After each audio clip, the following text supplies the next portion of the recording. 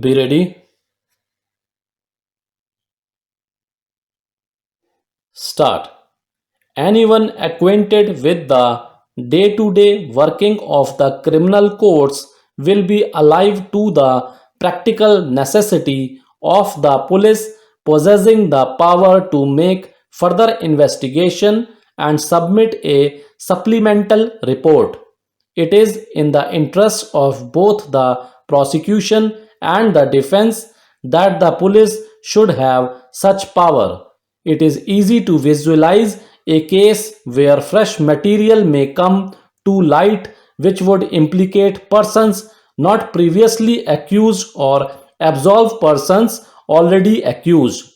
When it comes to the notice of the investigating agency that a person already accused of an offense has a good alibi, is it not the duty of that agency to investigate the genuineness of the plea of alibi and submit a report to the magistrate? After all, the investigating agency has greater resources at its command than a private individual. Similarly, where the involvement of persons who are not already accused comes to the notice of the investigating agency cannot keep quiet and refuse to investigate the fresh information. It is their duty to investigate and submit a report to the magistrate upon the involvement of the other persons. In either case, it is for the magistrate to decide upon his future course of action depending upon the stage at which the case is before him.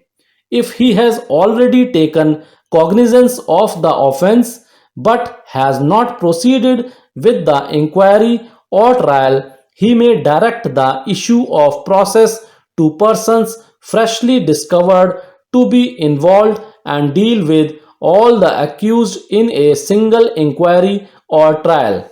If the case of which he has previously taken cognizance has already proceeded to some extent, he may take fresh cognizance of the offense disclosed against the newly involved accused and proceed with the case as a separate case.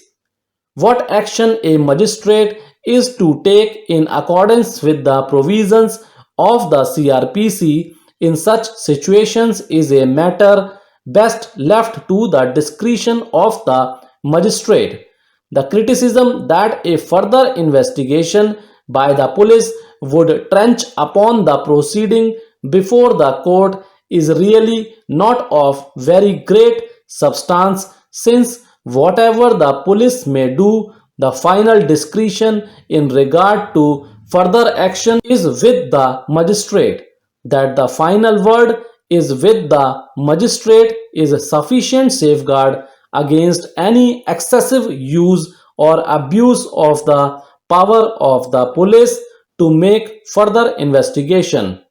We should not, however, be understood to say that the police should ignore the pendency of a proceeding before a court and investigate every fresh fact that comes to light as if no cognizance had been taken by the court of any offense.